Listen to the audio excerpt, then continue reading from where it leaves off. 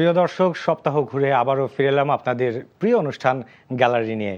আপনাদের সঙ্গে আছি আমি মমিনুর রিপন।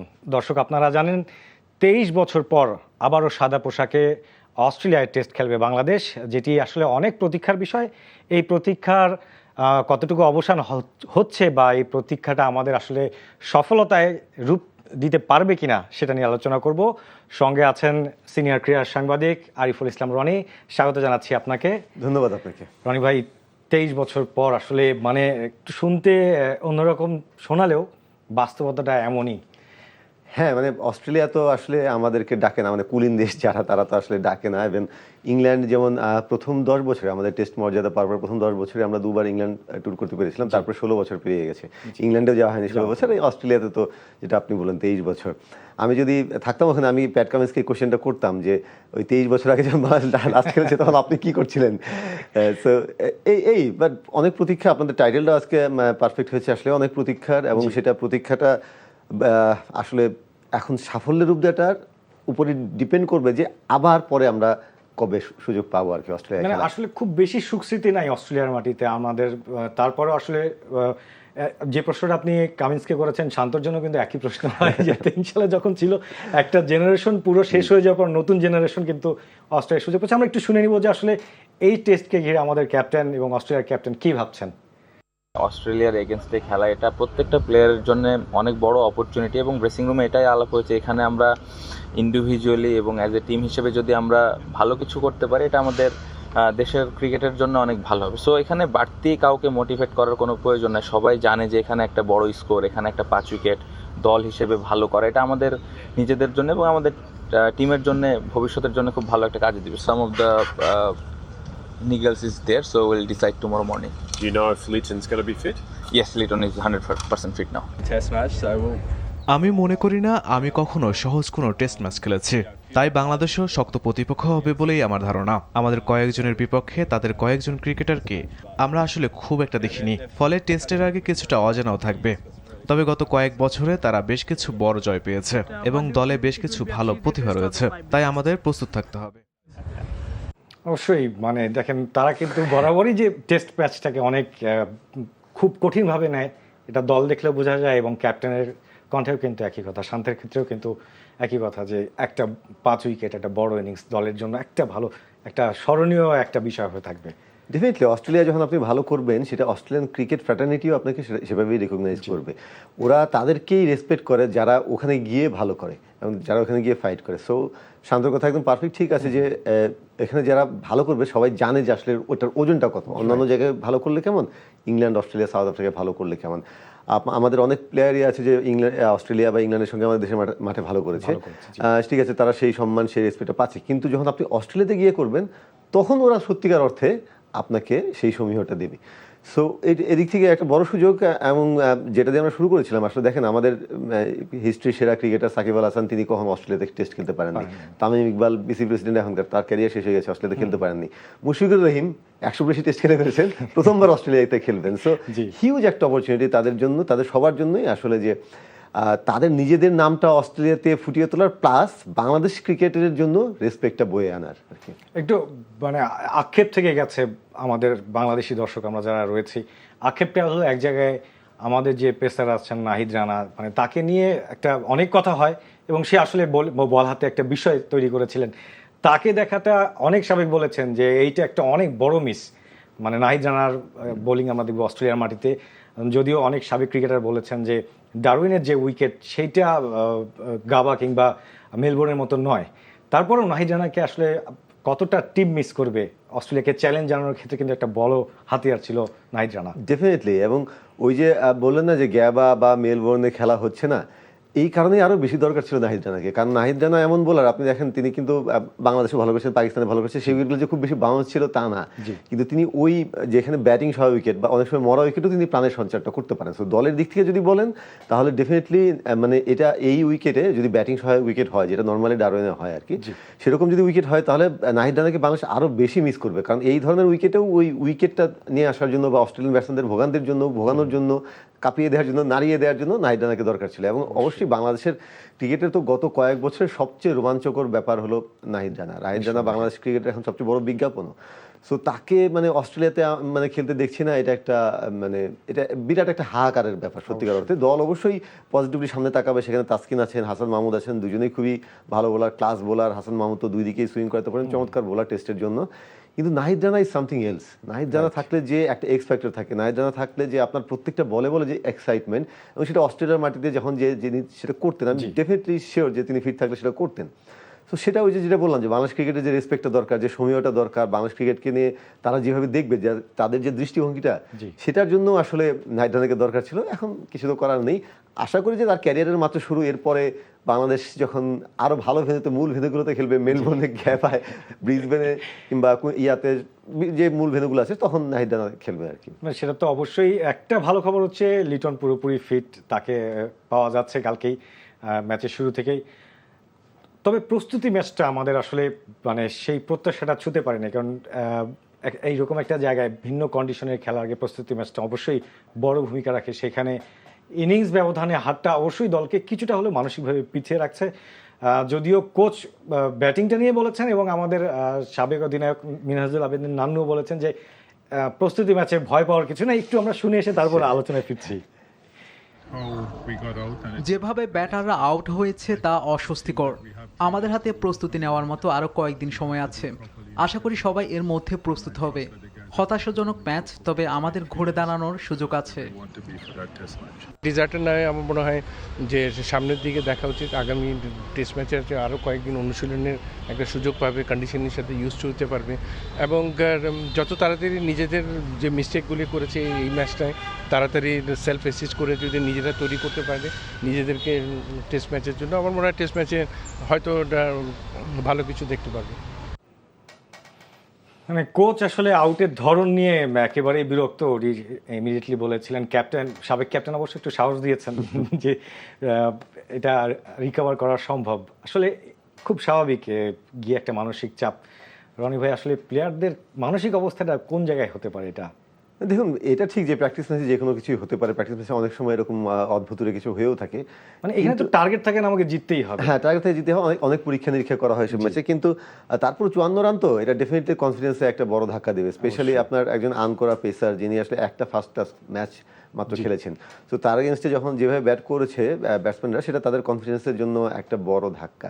এখন এখানে গত কয়েকদিনে আসলে টিম ম্যানেজমেন্ট, ক্যাপ্টেন, তারা আসলে কতটা কাজ করেছেন, কোচ, তাদের একটা বড় দায়িত্ব ছিল আর কি, যে তাদেরকে এই গোটা টিমকে উজ্জীবিত করে তোলা, চাঙ্গা করে তোলা, এবং ডেফিনেটলি যে টেকনিক্যাল ব্যাপারগুলো ছিল সেগুলো নিয়ে কাজ করা। ডেফিনেটলি এই 3-4 দিনের মধ্যে আপনি মানে অনেক কিছু করে ফেলতে পারবেন না, বাট ওই ছোটো ছোটো ব্যাপারগুলো যদি শুধরে নিতে পারে, তাহলে হয়তো টেস্ট ম্যাচে সেটি ফলটা পাওয়া যাবে।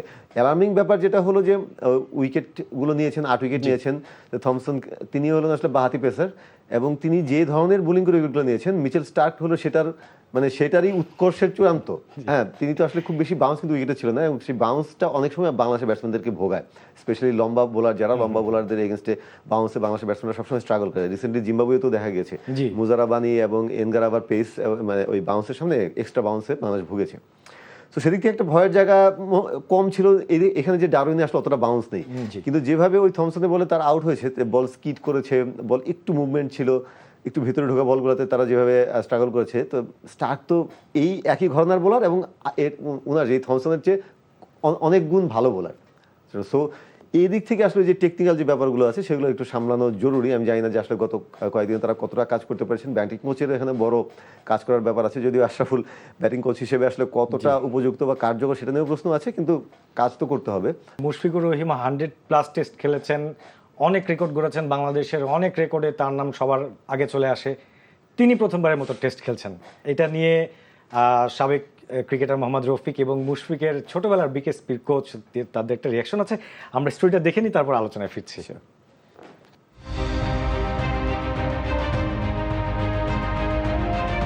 বাংলাদেশের টেস্ট ক্রিকেটের ইতিহাসে মুশফিকুর রহিম যেন এক উজ্জ্বল নক্ষত্র।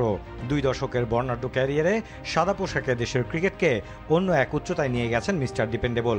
দেশের প্রথম ডাবল সেঞ্চুরিয়ান মুশফিকের ক্যারিয়ারে দ্বিশতক আছে মোট 3টি।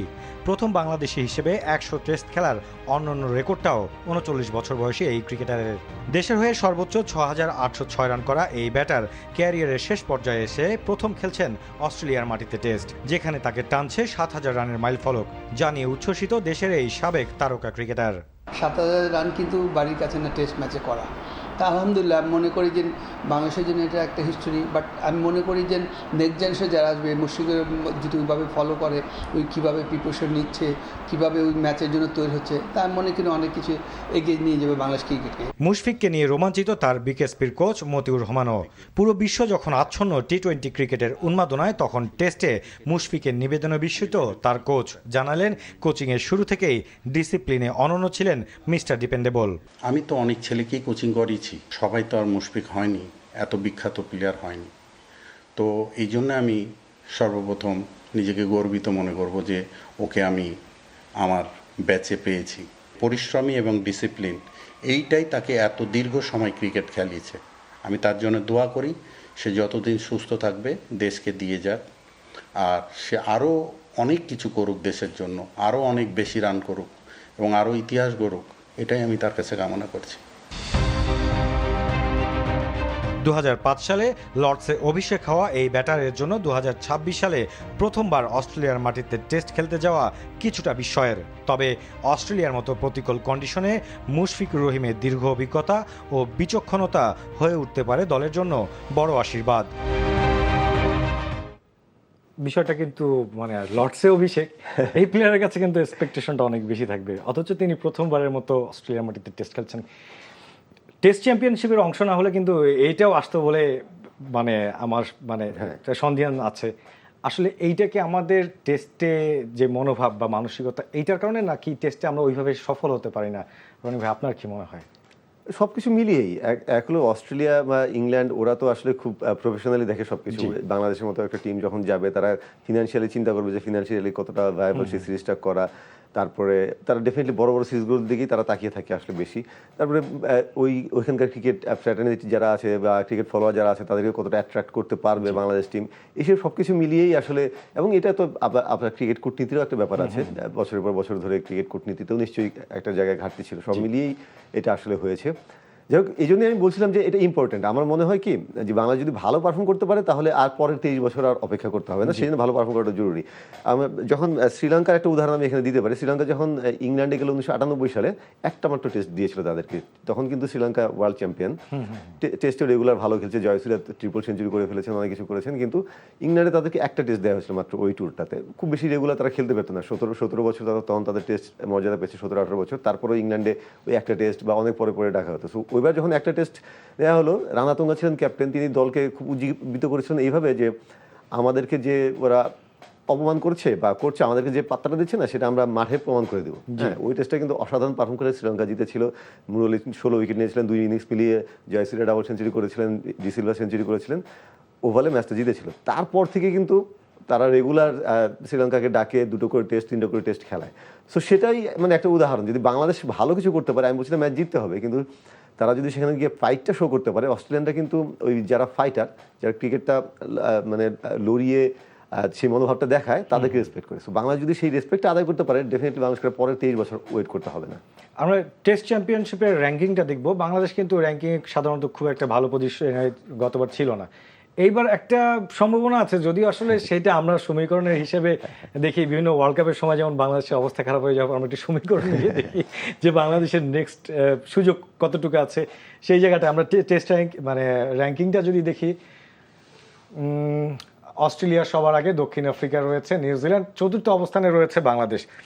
মানে বাংলাদেশকে যদি ভালো কিছু করতে হয়, মানে একটা ভালো কিছু বলতে ড্র করলেও হয়তো বা একটু সুযোগ থাকবে যে অস্ট্রেলিয়াকে তারা আটকে দিয়েছে, অথবা টেস্টটাকে যদি 4 দিনে বা অন্তত 5 দিনে যদি নিয়ে যাও, এটা কিন্তু বাংলাদেশের বড় অর্জন হবে। এবং শান্ত যেটি বলছিলেন যে ইন্ডিভিজুয়াল যে পারফরমেন্স, সেটাও যদি প্লেয়াররা শো করতে পারে, মানে কিছু একটা নিয়ে আসা। রনি ভাই, আপনার কি মনে হয় কন্ডিশনটা ডিফিকাল্ট এবং প্লেয়াররাও খুব যে মানে ভালো মডিফিকেশন আছে, বিষয়টা কিন্তু এমন নয় না? ওইটাই জায়গাটায় চেস চ্যাম্পিয়নশিপে পয়েন্ট টেবিলে যে বাংলাদেশ মাত্র 4টা ম্যাচ খেলেছে, তো জি, সো আসল পরীক্ষা তো এখন শুরু। হ্যাঁ, তো অস্ট্রেলিয়াতে 2টো টেস্ট, সামনে সাউথ আফ্রিকার 2টো টেস্ট আছে, তারপরে ইংল্যান্ড আসবে আগামী মার্চে, ইংল্যান্ডের সঙ্গে 2টো টেস্ট আছে, মাঝখানে তুলনামূলক সহজ হলো ওয়েস্ট ইন্ডিজের সঙ্গে দেশের মাঠে আমাদের 2টো টেস্ট আছে। তো আসল পরীক্ষা এখন শুরু। বাংলাদেশ টেস্ট ক্রিকেটে ভালো খেলছে, মানে জিম্বাবুয়ে টেস্টের আগ পর্যন্ত বেশ ভালো খেলেছে, পাকিস্তানের সঙ্গে তো জিতলো এবং মোটামুটি দেশের বাইরেও খারাপ করেনি। তো আসল পরীক্ষা এখন শুরু। এবং অস্ট্রেলিয়াতে যদি বাংলাদেশ আসলে সত্যিকার অর্থে ভালো কিছু করতে পারে, যাওয়ার আগে হাবিবুল বাশার সময় আমাদের প্রধান নির্বাচক তিনি একটা কথা বলে গেছেন যে তিনি অস্ট্রেলিয়া থেকে সফর থেকে তিনি চান রেসপেক্ট, হ্যাঁ, যেটা এটা একটা অস্ট্রেলিয়ান ভালো ক্রিকেট কথা। ফ্র্যাটার্নিটি সেই রেসপেক্টে যাতে করতে পারে, সেটা ক্যাপ্টেন নাজমুল হোসেন শান্ত সেই একই কথা বলছেন।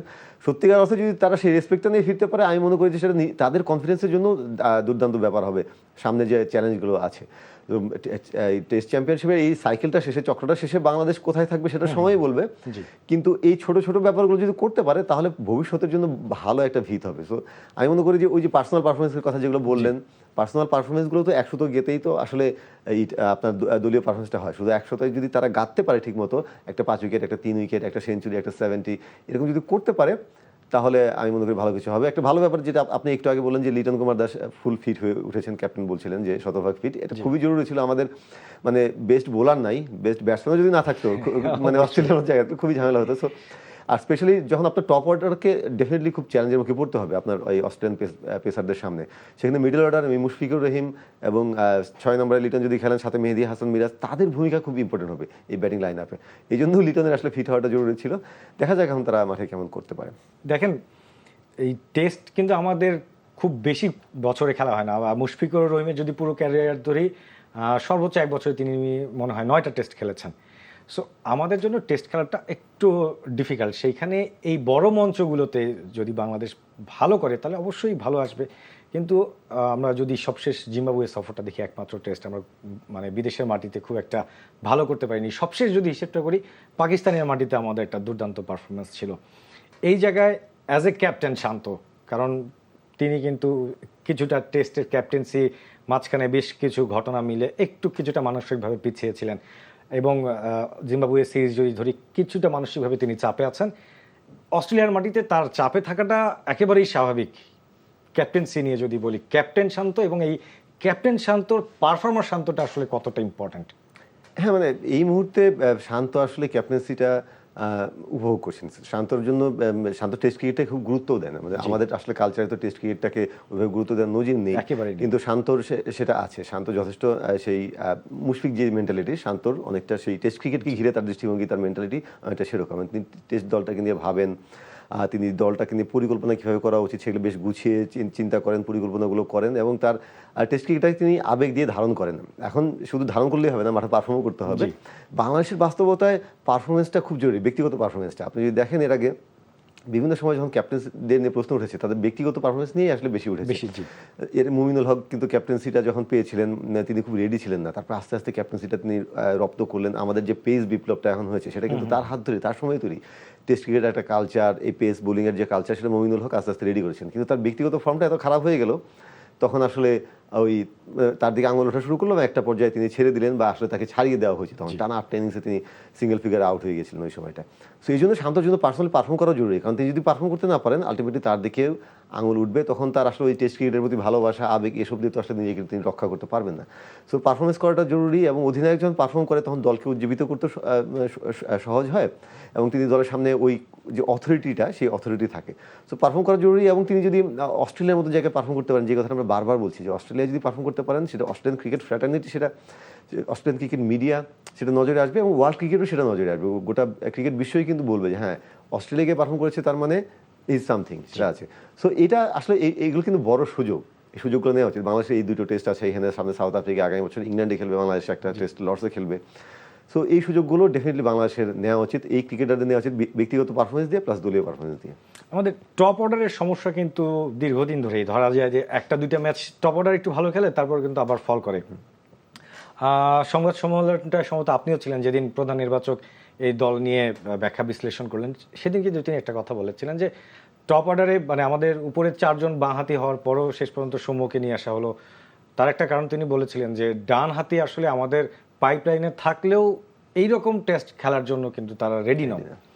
এই যে টেস্টের জন্য যে ঘরোয়া ক্রিকেটের যে কালচারটা, এই ঘরোয়া ক্রিকেটের এই কালচারটা পরিবর্তন হওয়াটা আসলে কতটা মানে জরুরি হয়ে পড়েছে? এটা তো আসলে আমরা টেস্ট মর্যাদা বাংলাদেশ যখন পেয়েছি, বা তার আগে থেকেই আসলে এটা নিয়ে আলোচনা হচ্ছে। আমাদের পূর্বসূরি জার্নালিস্ট যারা ছিলেন তারা আলোচনা করেছেন, আমরাও যুগ যুগ ধরে আলোচনা করছি।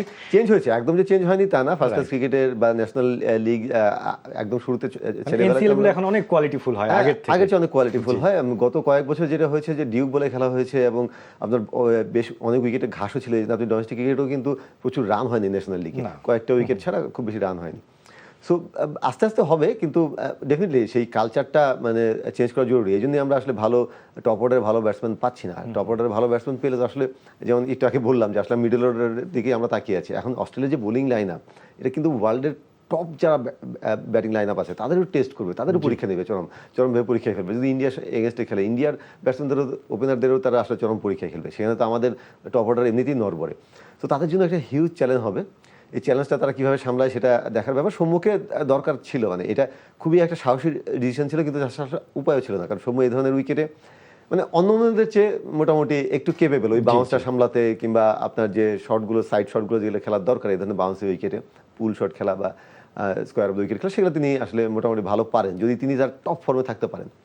সো দেখা যাক, যদি টপ অর্ডার থেকে, আমি টপ অর্ডারের কাছে খুব বেশি আশা করছি তা না, টপ অর্ডার থেকে যদি তারা কিছু কুইক রান এনে দিতে পারে, ধরুন একটা কুইক 50, কুইক 40 যদি কেউ করতে পারে, তাহলে যেটা হয় যে ওই যে আর্লি যে নার্ভটা থাকে সেটা একটু সেটেল হবে। পরের ব্যাটসম্যানদের জন্য একটু মানে জাস্ট ওই আপনার স্নায়ুর চাপটা কেটে যাবে, তার একটু সাহসী হবে। যদি এখন 15-20 রানে 3 উইকেট পড়ে যায়, তখন কিন্তু একদম নতুন বলটার সামনে গিয়ে মুশফিকুর রহিম বা লিটন কুমার দাসকে খেলতে হচ্ছে। সো ওইটা যাতে না হয়, এটা আমার চাওয়া। তারা যদি 40-50 রান করে দিতে পারে তাহলে আমি মনে করি যথেষ্ট ভালো হবে।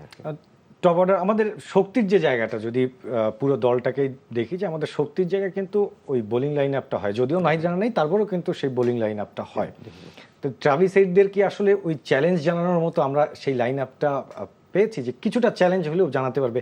নাইট রানা থাকলে অবশ্যই চ্যালেঞ্জটা আরও ভালো হতো, মানে ব্যাটসম্যানদের ভয় দেখানোর যে বিষয়টা, যদিও তারা অনেক বেশি টেস্ট খেলেন, তাদের এই ভয়টা থাকার কথা না।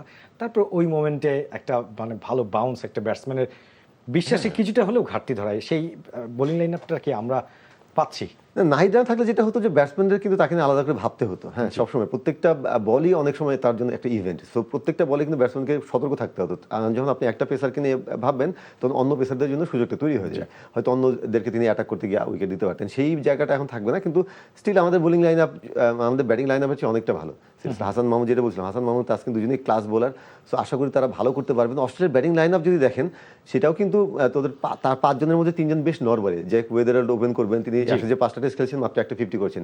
তিনি এই সিরিজটাতে ভালো করতে না পারলে তিনি বাদ পড়ে যাবেন। ক্যাম গ্রিন 37টা টেস্টে তার মাত্র 2 50, 2 সেঞ্চুরি। তো অস্ট্রেলিয়ান ক্রিকেটের তার উপর অনেক আস্থা, কিন্তু তিনি আসলে খুব ভালো করতে পারছেন না। তার জন্য এটা হিউজ একটা টেস্ট এই সিরিজটা।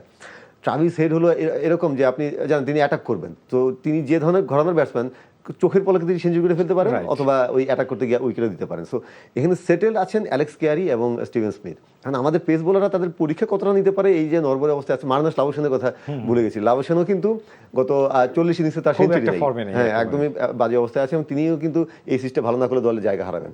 সো এইটা মানে যদি আমাদের পেসারটা কাজে লাগাতে পারে, দেখা যাক, তাহলে ডেফিনেটলি ভালো কিছু আশা করতে পারি। আমরাও আশা করব যে বাংলাদেশ অস্ট্রেলিয়া মাটিতে ভালো কিছু করবে, যেটা সম্মান নিয়ে ফেরার কথা বলছিলাম সেটা নিয়ে ফিরবে। রনি ভাই ঘড়ির কাঁটা বলছে আজকে আমাদের শেষ করতে হবে। আপনাকে ধন্যবাদ আমাদের স্টুডিওতে সময় দেওয়ার জন্য। দর্শক, এই ছিল আমাদের আজকের আয়োজন। আগামী সপ্তাহে একই সময়ে আবারও দেখা হবে। সে পর্যন্ত ভালো থাকুন, এ প্রত্যাশায় শেষ করছি আজকের পর্ব।